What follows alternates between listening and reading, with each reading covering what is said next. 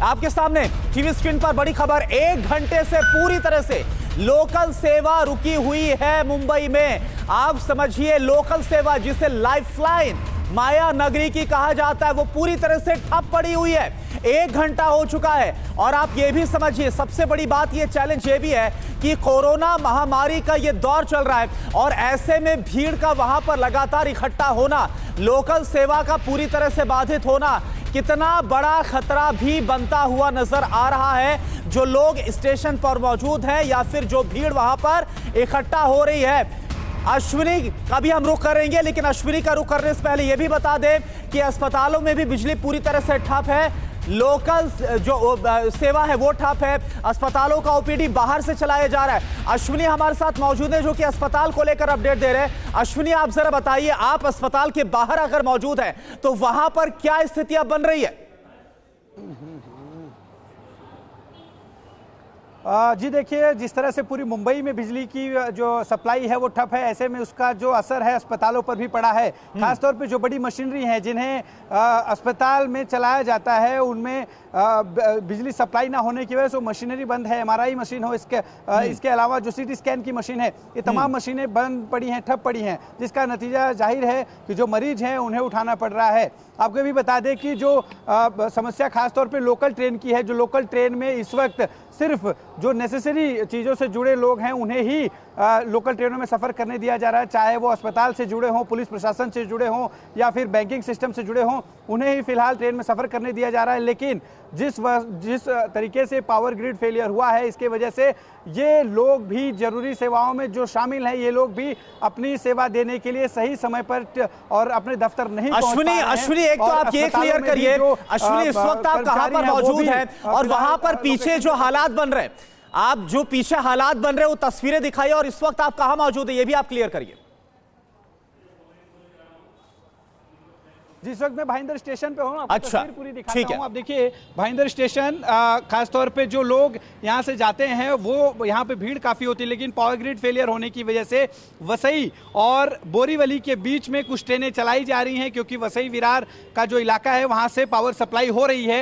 यही वजह है कि वसई से बोरीवली के बीच में कुछ काफ़ी देर के बाद कुछ ट्रेनें चल रही हैं, लेकिन बोरीवली से चर्चगेट तक सारी की सारी ट्रेनें बंद हैं। यानी कि अगर कोई बोरीवली से चर्चगेट की तरफ जा रहा है तो वो बिल्कुल नहीं जा सकता। ये स्टेशन खचाखच भरा रहता है, लगातार ट्रेनें यहाँ पर आती हैं, लेकिन जिस तरह से पावर ग्रिड फेलियर है, सारी सर्विसेज बंद हो गई हैं। चूंकि बोरीवली से विरार की तरफ ट्रेनें नहीं आ पा रही हैं, इसकी वजह से जो चर्चगेट की तरफ जो ट्रेनें जानी हैं, उन ट्रेनों की संख्या में कमी हो गई है। यही कारण है कि वसई से बोरीवली के तरफ जाने वाली ट्रेनों की संख्या में भी कमी है। हाँ, ये राहत की बात जरूर हो सकती है कि वसई से बोरीवली के बीच में जो लोग अपने दफ्तर जाते हैं उनके लिए फिलहाल ये ट्रेनें चल रही हैं। जी नहीं, लेकिन एक बात समझाइए अश्विनी कि आप बता रहे हैं कि ये जो जगह है वो तो खाली है, लेकिन जो लोग जहां पर फंसे हुए हैं वहां के लिए तो चिंता की बात हो सकती है ना, क्योंकि वहां पर लगातार लोगों की भीड़ इकट्ठा हो रही होगी और क्योंकि कोरोना महामारी का दौर चल रहा है, ऐसे में ये भीड़ चाहे वो रेलवे की हो, चाहे वो सड़क पर यातायात ठप होने की हो, ये सभी भीड़ बड़ा खतरा साबित हो सकती है। जी बिल्कुल, देखिए जिस तरह से ये जो जिन लोगों को भी परमिशन मिली है ट्रेनों से सफ़र करने के लिए, ये सभी नेसेसरी जो सेवाएं हैं उसमें के वहाँ पर काम करने वाले लोग हैं और ये अगर दफ्तर नहीं पहुँचते हैं या अस्पताल के काम करने वाला कर्मचारी नहीं पहुँचता है तो मुश्किलें बढ़ेंगी। और जिस तरह से कोरोना संक्रमण फैला हुआ है, ऐसे में भीड़ अगर इकट्ठा होती है तो और कोई भी इसमें इन्फेक्ट होता है तो जाहिर सी बात है और भी सैकड़ों को इन्फेक्ट कर सकता है। ये बहुत बड़ी इस वक्त चुनौती है मुंबई करों के लिए। जैसा शिवांगी कह रही थी कुछ देर पहले कि बारिश होती है तो उसमें जिस तरह की मुश्किलें मुंबई करों को सामना करना पड़ता है, उससे कहीं ज्यादा मुश्किलों का सामना इस वक्त मुंबई करों को करना पड़ रहा है। ना सिर्फ मुंबई करों को बल्कि आसपास के जो दूसरे जिले हैं, खासतौर पे अगर हम थाना की बात करें, थाना क्योंकि बहुत बड़ा जिला है, उसके अंदर नवी मुंबई जैसा एक बड़ा क्षेत्र आता है, एक जो है वहाँ पे अगर हम बात करें मुंबई का एक छोटा वर्जन है जहाँ पर कॉरपोरेट दफ्तर बहुत ज्यादा हैं। साथ ही जो Jawaharlal Nehru port trust west है वो भी नवी मुंबई इलाके में आता है। तो इन तमाम जगहों पर इस वक्त पूरी तरह से पावर ग्रिड फेलियर होने की वजह से अश्विनी कुछ ऐसा है, अश्विनी कुछ ऐसे इंतजाम है क्या इस वक्त मुंबई में ताकि जो जरूरी सेवाएं हैं, जो आपातकालीन सेवाएं हैं, क्योंकि हम दिखा रहे हैं अस्पतालों में भी बिजली पूरी तरह से ठप है, तो वहां पर अभी कुछ राहत दी जा सके, कोई अल्टरनेट सेवा कुछ ऐसा है क्या? ऐसा लगता है पूरा गया है। मेरा फ्रेंड आगे गया ना, उसको फोन किया तो बोलता है कि हमारा भी गाड़ी रुका है। तो कैसे जाएंगे आप लोग? अभी कैसे जाएगा, इधर रुका है तो रुकने को लिए चलने वाली ट्रेन बताएं। कुछ समझता नहीं। तो आप जो मुसाफिर इस वक्त फंसे हुए हैं, जो लोकल ट्रेन सेवा बंद होने के बाद जहां तहां स्टेशन पर फंसे हुए हैं, उनको आप सुन रहे थे कितनी परेशानी का सामना करना पड़ रहा है। अश्विनी का मैं रुख कर रहा हूं। अश्विनी, मेरा सवाल यही है कि क्या कोई वैकल्पिक इंतजाम है, खास तौर पर जो आपातकालीन सेवा है जो पूरी तरह से ठप हो गई है बिजली आपूर्ति ना होने से, कुछ ऐसा है क्या?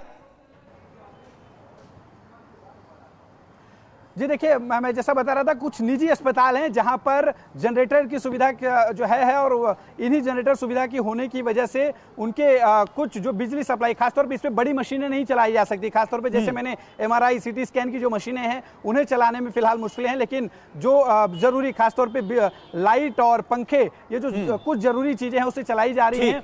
अगर हम बात करें मुंबई एयरपोर्ट की, तो मुंबई एयरपोर्ट पर कुछ देर पहले मेरी वहां के अधिकारी से बात हो रही, तो उनका कहना था कि उनके पास सब्स्टिट्यूट जो था, यही वजह है कि फिलहाल मुंबई एयरपोर्ट के ऑपरेशंस में कोई दिक्कत नहीं आ रही है। लेकिन अगर हम बात रेलवे की करें तो ऐसी कोई वैकल्पिक सुविधा मौजूद नहीं है कि जिससे लाइफलाइन कहे जाने वाली लोकल को दौड़ाया जा सके। यही वजह है कि चर्चगेट से लेकर बोरीवली तक और CST से लेकर जो है कल्याण तक सारी की सारी सेवाएं पूरी तरह से ठप हो चुकी हैं। मुंबई की लाइफलाइन जो कई महीनों से, ठीक है अश्विनी, आपको रोकना चाहूंगा। महाराष्ट्र सरकार के मंत्री हैं असलम शेख। असलम शेख जी, ये बताइए कि अभी की स्थिति क्या है, क्यों ये हालात पैदा हुए और कब तक ठीक होगा, क्या इंफॉर्मेशन आपके पास?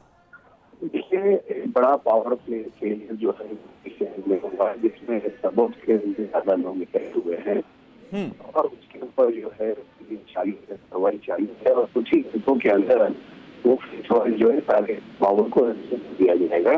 इसमें पहले जहाँ जहाँ पे जो हॉस्पिटल है वहाँ पे हमने पहले ही प्रोविजन कर रखे थे। इस तरीके से जो कोविड सेंटर हमने जो जम्मू बनाया हुआ है वहाँ पे इस तरीके की हालात के लिए तैयारियां पहले ही हमने जब उसे स्टार्ट किया है तभी कर रखी है। तो जहाँ जहाँ कोविड के पेशेंट है वहाँ पे कहीं दिक्कतें नहीं आएगी। और अभी फिर कुछ ही घंटों के अंदर जब पावर रिज्यूम होगा तो उसमें फर्स्ट फेज जो है वो हम ट्रैफिक सिग्नल्स और ट्रेनों को चालू करेंगे और उसके कुछ ही घंटों के अंदर। नहीं असलम जी, कोई पक्की जानकारी आपके पास आ रही? आप बोल रहे हैं कुछ ही घंटों में, लेकिन कितना वक्त, कोई पक्की जानकारी? ऐसा है कि ये पहली बार मुंबई शहर में नहीं हुआ, इस तरीके के फेलियर जो है 2-3 बार हो चुके हैं और जब भी 2-3 बार हुए तब भी 2-3 घंटों के अंदर ही जो है सारी चीजें रेस्क्यू कर दी गई है और सर्वसामान्य जिंदगी फिर पटरी पर चल पड़ती है। असलम जी, आप बता रहे हैं कि आपकी तरफ से इंतजाम किए गए, खासतौर पर आप अस्पतालों का जिक्र कर रहे हैं, लेकिन अस्पतालों की हालत हम दिखा रहे हैं, मरीज बेहाल हैं, अस्पतालों में अंधेरा है, OPD को बाहर से ऑपरेट किया जा रहा है।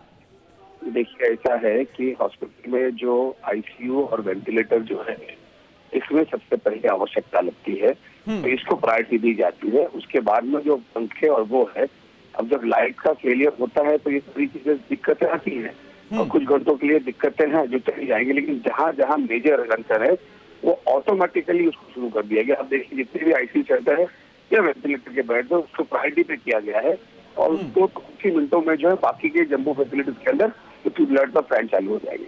जी चलिए, ठीक है, शुक्रिया आपका हमसे बात करने के लिए असलम जी। तो वैकल्पिक तौर पर कुछ कुछ जगह पर राहत पहुंचाने की कोशिश की जा रही है। शिवांगी, आप हमारे साथ हैं। शिवांगी, आप भी सुन रही होंगी असलम शेख जी जो बता रहे थे कि वैकल्पिक तौर पर कहीं कहीं पर जो राहत है वो पहुंचाई गई है बिजली की आपूर्ति करके, जो वैकल्पिक इंतजाम है। लेकिन अभी आप बताइए, क्योंकि आप वहां पर मौजूद है ग्राउंड पर, क्या स्थिति वाकई में ऐसा है या फिर परेशानी बहुत बड़ी है मुंबईकरों के सामने अभी? देखिए करुणा, जो अभी मिनिस्टर कह रहे थे असलम शेख, बस उसी से मिलता जुलता हुआ BMC द्वारा एक स्टेटमेंट जारी किया गया है जो हमारे दर्शकों को बताना चाहेंगे। BMC ने कहा है कि जितने भी अस्पताल है वहां पर गैराज में जो एक्स्ट्रा डीजल की वजह से एनर्जी सप्लाई होती है उससे 8 घंटे तक अस्पताल का जो ICU या इमरजेंसी यूनिट है वो चल सकता है। तो बीएमसी ने ये दरखास्त की है सभी अस्पतालों से कि जी। उसको शुरू किया जाए, और अगर वो नहीं होता, अगर कोई दिक्कत होती है तो बीएमसी का जो डिजास्टर कंट्रोल रूम है वहां पर इस बात की जानकारी दी जाए ताकि तुरंत वहां पर मदद पहुंचाई जाए। ठीक इसके है। अलावा एक बड़ी अपडेट आपको बता दें ठीक कि है, हाँ। जब से कोविड हुआ है, जब से लॉकडाउन हुआ है, तब से वर्चुअल क्लासेस चल रहे थे और कई बिल्कुल। वर्चुअल क्लासेस को अब कई कॉलेजेस ने और कई स्कूल्स ने कैंसिल कर दिया है। जी ठीक है, बिल्कुल। अस्पताल से लेकर वर्चुअल क्लासेस सभी पर असर पड़ा है। सड़क से लेकर रेल यातायात पूरी तरह से ठप पड़ा है। अश्विनी आप हमारे साथ बने हैं और शिवांगी आप हमारे साथ मौजूद हैं। फिक्र आपकी, सोमवार से शुक्रवार रात 9 बजे सिर्फ TV9 भारतवर्ष पर।